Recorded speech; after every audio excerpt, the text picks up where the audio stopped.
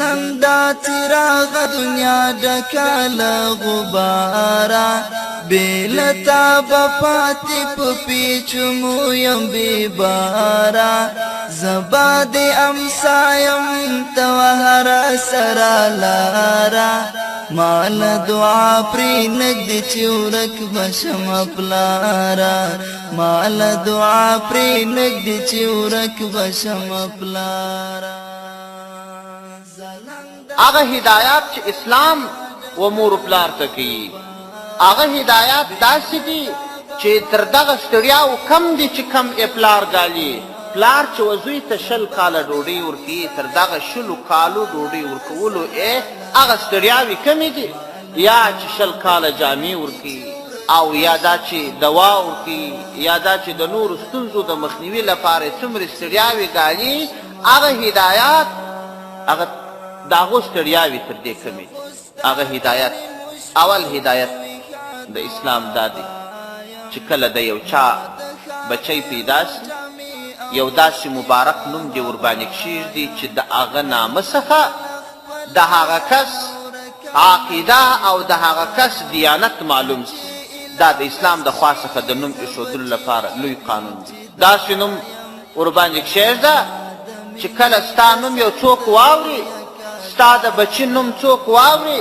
خلک به دا فکر کوي چې دا مسلمان د مسلمان نوم د ده د نامه څخه د ده عقیده هم معلومیږي او پیغمبر صلی الله علیه وسلم چې کوم هدایات کړي دي چې تاسو کوشش وکړئ پر خپلو اولادو باندې نیک نوم کښېږدئ پیغمبر صلی الله علیه وسلم د عبدالله نوم یاد کړی دی د عبدالرحمن نوم یاد کړی دی او خپله د محمد نوم ایښودل پر اولاد باندې دا هم فضیلت والا کار پیغمبر صلی الله علیه وسلم فرمای وایي که چیرې د چا نوم محمد وي هغه ته تاسو ښکنځل مه کوئ هغه تاسو وهئ مه او کله چې د یو چا نوم محمد وي هغه ته په مجلس کې ځای ورکړي ځکه د پیغمبر صلی الله علیه وسلم د نامه سره مشابهت ورته والی لري اول هدایت د اسلام دا دی چې صحیح نوم ورباندې کښېږده پیغمبر علیه السلام چې کوم نوم درته ښودلی دی د محمد نوم ایښودل د دې فضایل بیان سوي دي د عبدالله د نامه او د عبدالرحمن د نامه یا دا که نه هر هغه نوم چې په هغه نامه کې د مسلمان عقیده د ورایه څخه معلومیږي داسې نوم ورباندې کښېږده احمد نوم ورباندې کښېږده عبدالغفار نوم ورباندې کښېږده عبدالرحیم نوم ورباندې کښېږده عبدالستار نوم ورباندې کښېږده داسې نوم چې د پیغمبر صلی الله علیه وسلم د نامه یو بوی پکښې وي یا د الله نوم وي د الله د نامه سره عبد بنده یاد سوی داسې یو نوم ورباندې کښېږده نو د اول حق یا د اول هدایت چې د اسلام د لورې څخه تا ته سوی دی دا به عملي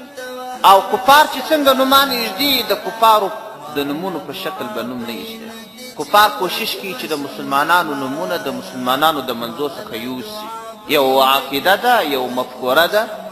چې د هغو مقصد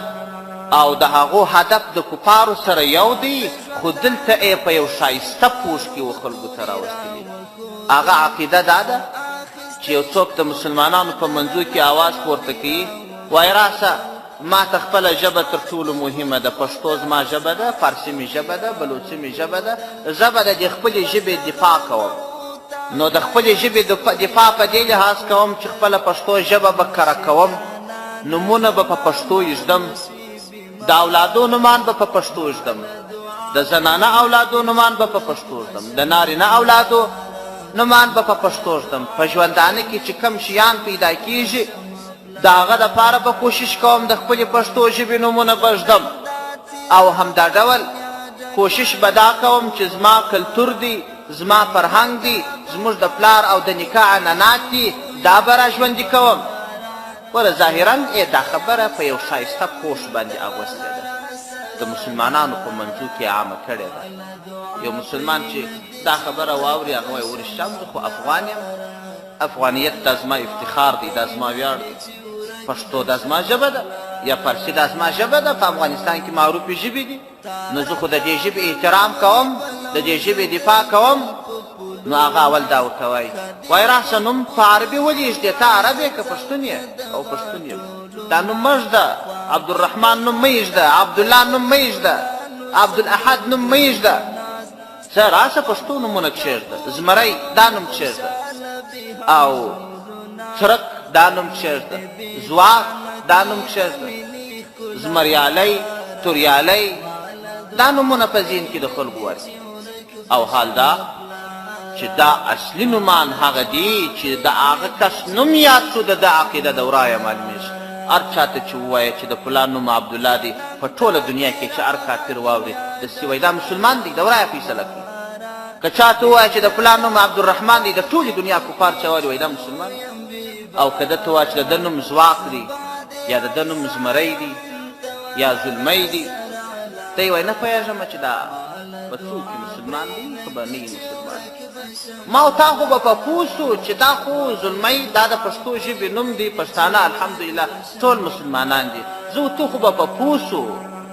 زما او ستا سره چې نږدې کم فرهنګ والا نورې ژبې والا دي هغه به په پوه سي، خو دنیا کفار نه په پوهېږي. د اسلام قانون دا دی چې داسې کار وکړه، داسې نوم کښېږده چې هر چیرې څوک واوري هغه به دا فیصله کوي چې دا مسلمان. دا خبره چې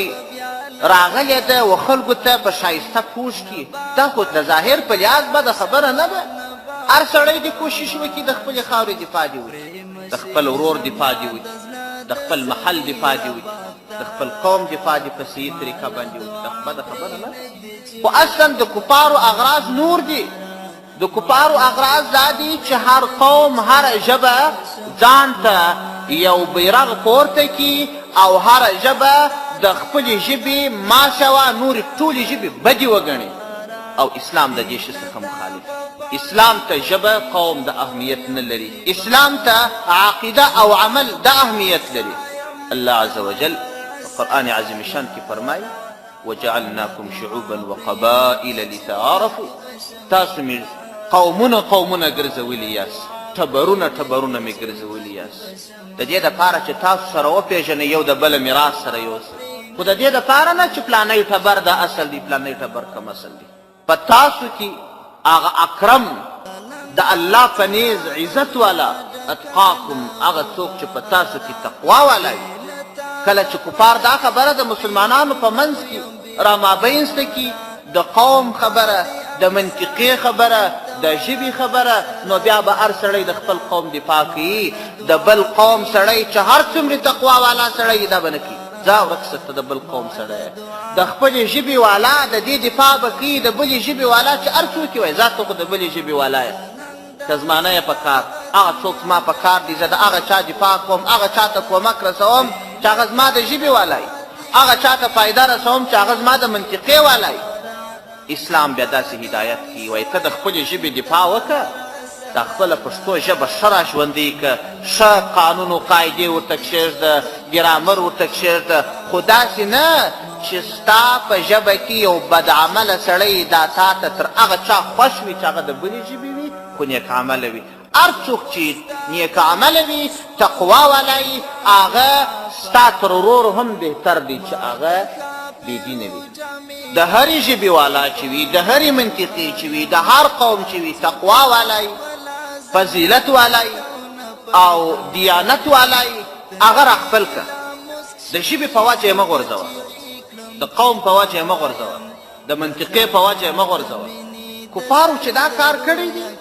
چې دا د قوم پرستی، د ژب پرستی، د منطقه پرستی اور یې د مسلمانانو په منځ کې غورځولی دی د نشنلیزم په نوم باندې. د دې هدف دا نه دی چې دا په ښه نیت دا شی دلته رواجوي، د دې نیت بد دی چې مسلمانان ټوټه سي، د پر منطقو سره وویشل سي، پر قومو سره وویشل سي، پر ژبو سره وویشل سي. د خپلې ژبې دفاع په پوره ډول باندې وکړه، اما لیکن په هغه مورد کې مه کوه چې د اسلام سره په ټکر کې راځي. نومګر سره پښتو مه زده کړه اولاد، راسه اسلامي او شرعي نوم ورباندې کښېږده. کله چې ستا د بچي نوم تا شرعي او اسلامي ورباندې کښېښودی، بیا به نو ستا هغه غوښتنه د ده څخه پرایي چې بچی ما ماشوم رالوی کې درخته څه پر ما سیاب وکړه، درخته څه میوه وکړه، ما د لوږې راوګرځوه، درخته څه نورې فایدې دي ما ته ورسوه. بیا به دا شی وي. او که دا شی نه وي، ته د کفارو پر خبره ولاړ سې، کفار څنګه کوي؟ کفارو خو په ټولو خلکو ته معلومه ده چې د سپین ږیرو لپاره د سپین سرو لپاره جلا یو ځای جوړ کړی دي هلته یې ساتي اولادونه چې ځوانان سي بیا د پلار سره کار نه لري د مور سره کار نه لري پلار یې تر خپله وسه کار کوي کله چې د کاره ولوېدي بس دولت هلته یو ځای ورته جوړ کړی دي خادمان ورته ولاړ دي لکه د حیوانانو ګاش دا رقم ګزاره نو اسلام خو تا یو عزت والا جوړوي چې کله ته څومره سپین ږیری کېږې هغومره د عزت په کور کې ډېرېږي تاسو وګورئ زموږ ستاسو په کورو کې چې د یو سړي سن سال څومره ډېرېږي چې څومره ضعیفه کېږي دا خپل اولادونه پر مهرباني ورېرونه پر مهرباني خوریان پر مهرباني حتی چې په یو کلي کې یو سړی ډېر سپین ږیری دا ګرد کلي والا پر مهرباني دی ځوان پروا نه لري د یو پاخه سن پروا نه لري ګرد کلي سره وایي د پلانکي په کور کې سپین ږیری پلانکی کاکا راځئ د اختر مبارکۍ ته ورسو پوښتنې ته ورسو حتی د ماشومانو په فکرو کې لا دا سته چې سپین ږیری را روان لار وریله کوي ځوانان یې وریله کوي نور سپین ږیری یې وریله کوي نو اسلام خو دا غوښتنه کوي کفار چې په تا کې دا د نشنلیزم مفکوره عاموي خو بیا هغسې غوښتنه کوي چې تا باره به د حیوانانو ګاش ته اصلي لکه حیوان غوندې داسې به اوسېږي نو اول کار دا وکړه پر خپل بچي اسلامي نوم کښېږده مال دعا پرېنږدې چې ورک به شمه پلاره